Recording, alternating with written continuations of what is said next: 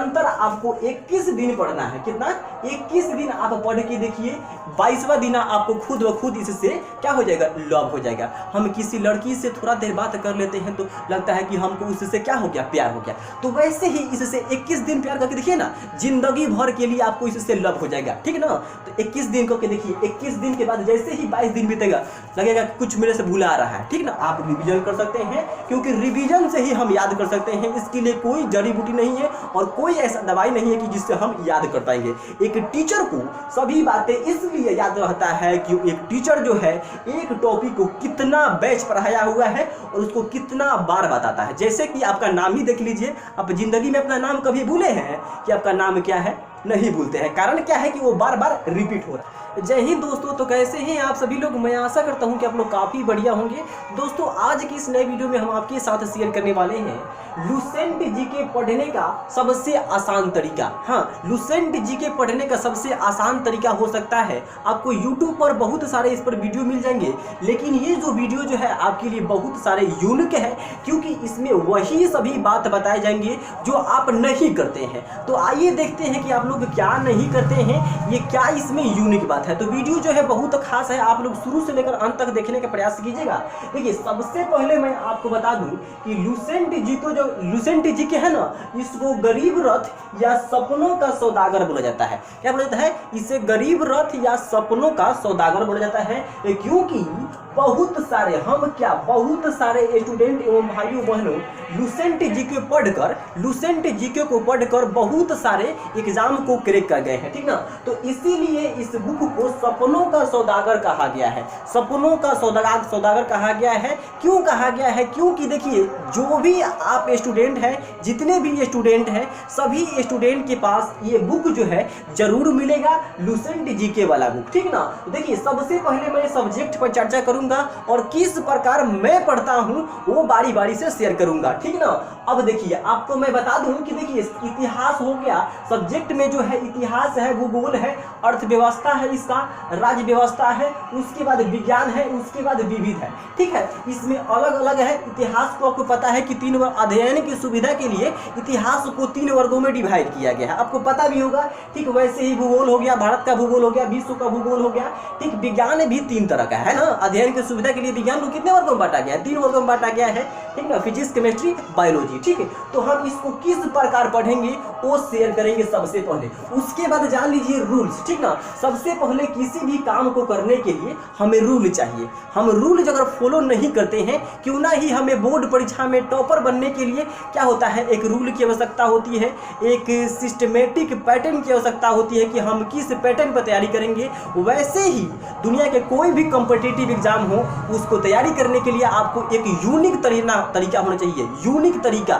जो किसी को पता हो, किसी को नहीं पता हो। ठीक ना? तो देखिए, सबसे पहले देखिए, आपके पास जो है बुक होना चाहिए। अब यहाँ पे रुकिए थोड़ा सा, बुक जो है आपके पास 2 होना चाहिए या 1 होना चाहिए। तो अभी हम आपको दिखाने वाले हैं, थोड़ा सा वेट कीजिए। देखिए, हमारे पास जो है अभी 2 बुक उपलब्ध है। आप बोलिएगा मेरे पास तो केवल यही वाला बुक है ना? इस पर मैंने ऑलरेडी जेल चढ़ा रखा है, क्योंकि देखिए, सपनों का सौदागर है।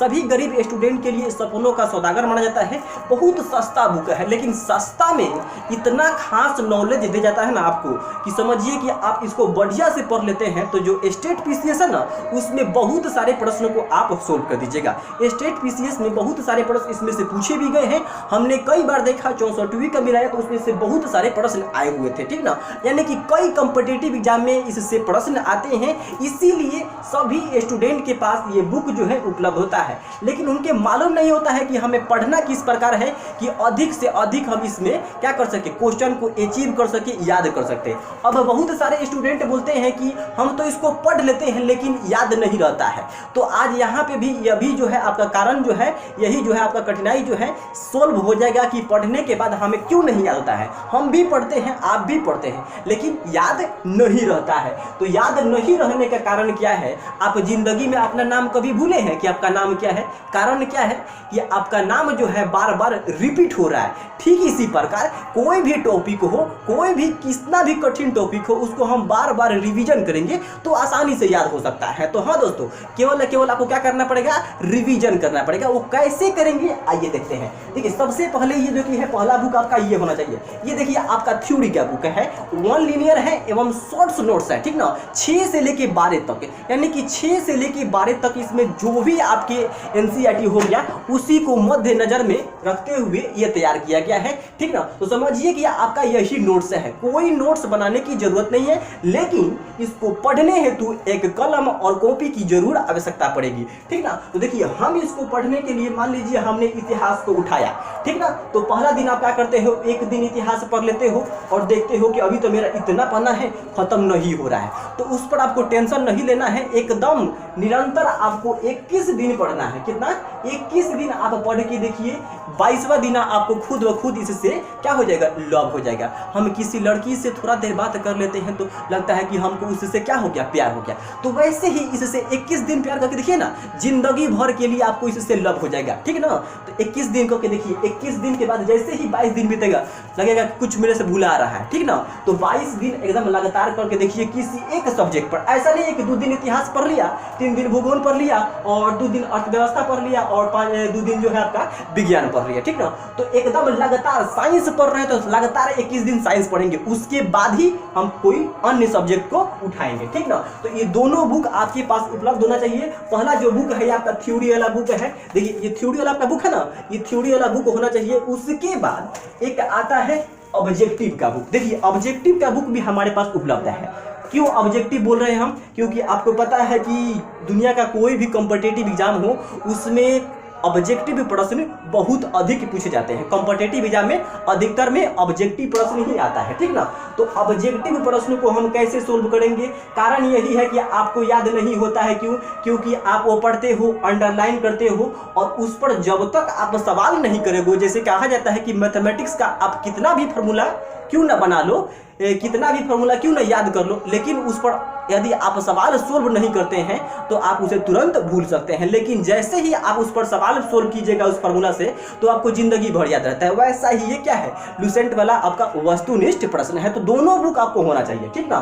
तो उससे हम लोग क्या करेंगे, अंडरलाइन करेंगे और उससे नोट्स पढ़ेंगे। समझिए कि वो हमारा एक शॉर्ट्स नोट्स है, ठीक है। उसको पढ़ने के बाद मान के चलिए मैंने भौतिकी में एक चैप्टर पढ़ा, ठीक ना। भौतिकी में उसमें जितने भी नोट्स है उस नोट्स को पढ़ा और पढ़ने के बाद इसमें आएंगे, इसमें सभी के सभी देखिए जो दिया हुआ है आपका क्या है, सभी के सभी ऑब्जेक्टिव है और प्रीवियस में जितने भी कॉम्पिटिटिव एग्जाम में प्रश्न पूछे गए उनका भी इसमें कलेक्शन है ना।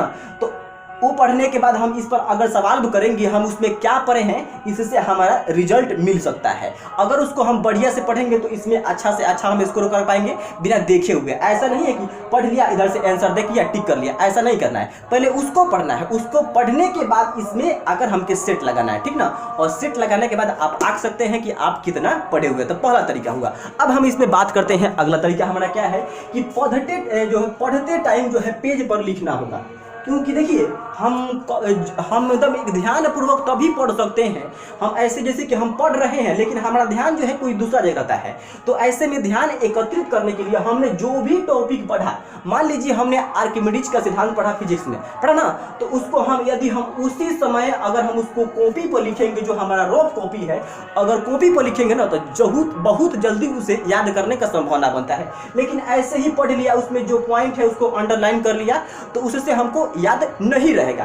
तो उससे क्या करना है, आपको पढ़ते टाइम जो है आपको कॉपी पर लिखना पड़ेगा। एकदम आवश्यक लिख के देखिए, एकदम आवश्यक याद होगा, ठीक ना। आवश्यक जैसे कि मान लीजिए हमने पढ़ा कि प्रथम विश्व युद्ध जो शुरू हुआ था आपका 28 जुलाई 1914 में शुरू हुआ था। तो इसको अगर कहीं पे लिखते हैं ना तो जल्दी याद होगा, लेकिन पढ़ते हैं क्योंकि हमारा माइंड जो है, जो हमारा आंख जो है उस चीज को देखता है तो बहुत जल्दी इसको याद पड़ जाता है, ठीक है। तो इसीलिए आपको क्या करना पड़ेगा, लिखना पड़ेगा। जब जब पढ़िए उस लाइन को तब तक एक बार लिख डालिए, क्योंकि जब आप लिखिएगा और पढ़िएगा तो दोनों से मिलकर कहते हैं कि अगर देखिए अंगुली जो है अलग अलग रहता है उसमें कम पावर है, लेकिन यही अंगुली अगर हम अंगुली को मिलाकर एक मुट्ठी बना दे तो पावर बन गया कि नहीं, इसमें बहुत ज्यादा मजबूती आ गया। हम किसी को मारेंगे तो समझिए बहुत कुछ हो सकता है, वैसे ही अलग रहेगा तो ये नहीं हो सकता है। इसको जुटाना पड़ेगा, तो जुटाने के लिए क्या करना पड़ेगा, माइंड को हमें लिखना पड़ेगा, ठीक ना। उसके बाद बात कर लेते हैं मुख्य पॉइंट को अंडरलाइन करें। जैसे कि मुख्य पॉइंट है कभी कभी क्या होता है कि हम सब पॉइंट को रंग देते हैं, ऐसा नहीं करना है। जो मुख्य आपको लगे कि हाँ ये इंपॉर्टेंट है, एग्जाम में पूछे जाने की अधिक संभावना है, तो उसी को अंडरलाइन करते हैं। अब अंडरलाइन क्यों करते हैं भाई, क्या कारण है कि अंडरलाइन करेंगे? तो अंडरलाइन इसलिए किया जाता है क्योंकि जब भी हम भुलायल भटकल उस पन्ना को खोलेंगे तो डायरेक्ट इसी पर नजर पड़ेगा जो इंपॉर्टेंट होगा, ठीक है। और एग्जाम में बैठेंगे तो अगर वो सवाल आया होगा तो 1 नंबर हमें देकर जाएगा। आगे बात करते हैं, याद नहीं रहता है, क्या कारण क्या है? तो याद नहीं रहता है कारण यही है कि मान लीजिए हम लोग जो है 7 बजे से लेकर 10 बजे तक पढ़ाई किया, ठीक है, और पढ़ाई करने के बाद जो है हम गए सोने, और सोने के समय में हम सोचते नहीं है कि हमने पढ़ा गया है।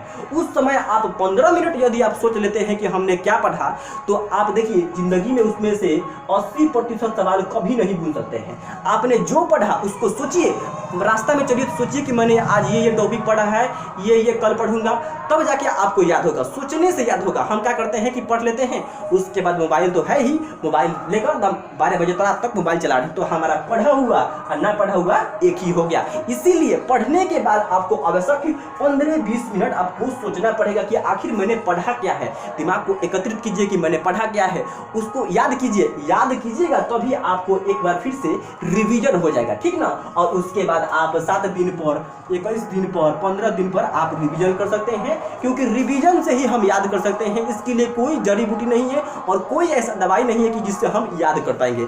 एक टीचर को सभी बातें इसलिए याद रहता है कि एक टीचर जो है एक टॉपिक को कितना बैच पढ़ाया हुआ है और उसको कितना बार बताता है। जैसे कि आपका नाम ही देख लीजिए, आप जिंदगी में अपना नाम कभी भूले हैं कि आपका नाम क्या है? नहीं भूलते हैं। कारण क्या है कि वो बार बार रिपीट हो रहा है। तो यही था हमारा आज का ट्रिक। तो अगर आपको पसंद आया होगा तो जरूर सब्सक्राइब कर दीजिएगा चैनल को, क्योंकि चैनल सब्सक्राइब कीजिएगा तो मेरा हौसला बढ़ेगा, साथ ही साथ लाइक करके भी मेरा हौसला बढ़ा सकते हैं। तो यही था गरीब रथ सपनों का सौदागर, ठीक है। तो मैं आशा करता हूं कि आप लोग समझ गए होंगे। अगर समझ गए हैं तो वीडियो को फटाफट लाइक कर दीजिए एंड अपने मित्र के पास भी जरूर शेयर कीजिएगा। Thank you so much for the